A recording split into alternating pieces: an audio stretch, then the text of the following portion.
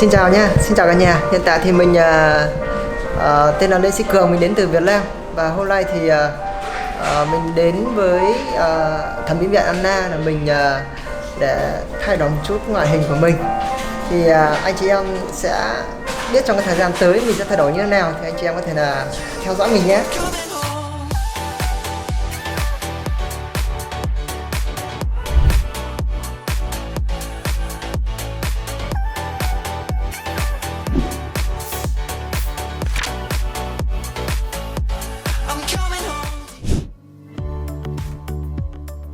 Và Hàn Quốc thì rất là nhiều bệnh viện nổi tiếng, thì lý do nào anh lại chọn Nana để thay đổi cái ngoại hình của mình ạ?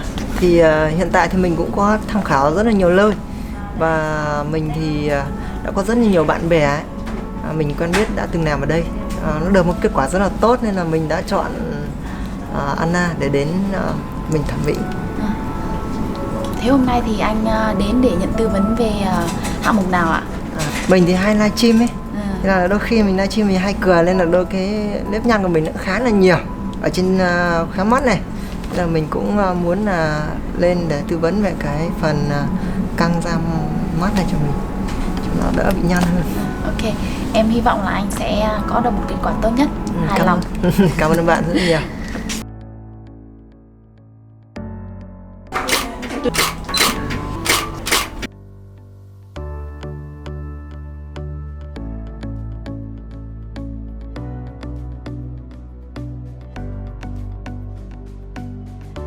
네, 오늘 레그시옹 씨는 눈 위 쌍꺼풀 라인의 비대칭, 그리고 눈 밑 다크서클, 눈가 주름, 요거를 이제 해결하기 위해서 이제 수술 및 시술을 이제 시행할 예정입니다. 눈 위 쌍꺼풀 비대칭 있는 부분은 이제 쌍꺼풀 라인을 오른쪽 작은 쪽 라인을 좀 더 키워주고 왼쪽 큰 라인을 약간 낮추면서 이제 눈매 교정까지 같이 시행할 예정이고요. 눈 밑 다크서클은 눈 안쪽 결막을 통해서 눈 밑 지방 재배치를 통해서 해결할 예정입니다. 그리고 눈가 쪽에 이제 주름 있는 부분은 눈가 보톡스 시술을 통해서 눈가 주름을 해결할 예정입니다. Thì anh quyết định, anh thấy là phần tư vấn của mình như thế nào ạ?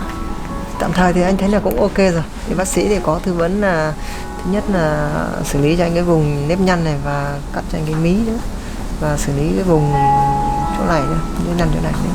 Thì anh cũng đang chuẩn bị cái tâm lý nhưng mà cũng hơi bị sợ đau một tí. Không biết thế nào. Lần đầu tiên anh phẫu thuật thẩm mỹ đúng không ạ? Lần đầu tiên mình phẫu thuật nên là có lo một chút xíu. Có run không anh? Cũng không đến nỗi là run.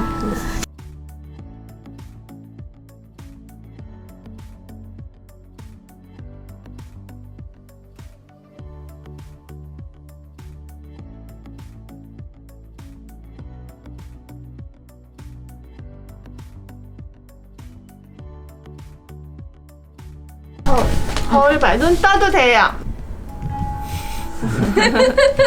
지금 눈 많이 부었어요. 집에 가서도 얼음찜질 잘 해줘야 돼요. 너무 힘들다고 누워있으면 눈 띵띵 부으니까 좀 이렇게 앉아갖고 수시로 해주세요. Chào cả nhà nhá. Vừa mình đã phẫu thuật xong và bây giờ thì mình đã chuẩn bị về rồi. Còn tuần sau thì các bạn sẽ xem mình thay đổi như thế nào nhé. Mình đã thay đổi, hôm nay là mình đã phẫu thuật cái khu vực mắt bên dưới và tiêm filler cũng như là cắt mí mắt bên trên nữa. Chắc là tuần sau chắc chắn là sẽ rất là đẹp. Mình nghĩ là như vậy. Các bạn hãy chào mình nhé. 주먹이랑 붓기가 좀 있긴 한데 잘 됐거든요. 네.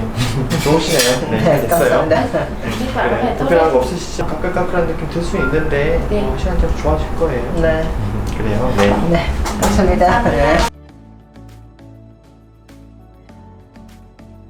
Sưng ấy thì anh thấy là đỡ hơn nhiều chưa ạ? Đây thì mình cảm giác là cũng khá là ok. Mình cảm giác là nó không còn cộm nhiều như ngày mới hôm đầu. Mới hôm đầu thì nó có cộm mà nó cảm giác là nó hơi khó chịu một tí, nhưng mà đến ngày hôm nay thì sau một tuần, được một tuần rồi thì cũng cảm giác nó bình thường trở lại. Thì vợ anh có hài lòng với có hài lòng không anh? Chắc chắn là khá là hài lòng rồi. Và anh còn muốn đi làm nữa ấy. Thì anh có, hôm nay là cũng được một tuần rồi, anh có hài lòng kết quả không? Hôm nay thì anh nghĩ là một cái điều rất là may mắn cho anh là đã chọn Nana làm cái nơi mà mình đến. Thì mình rất là hạnh phúc được bác sĩ trưởng luôn làm cho mình nữa, thì mình đây là một cái điều rất là may mắn đối với mình. Hiện tại thì bây giờ là mình mới được có 1 tuần thì mình thấy khuôn mặt của mình cũng rất là ok rồi.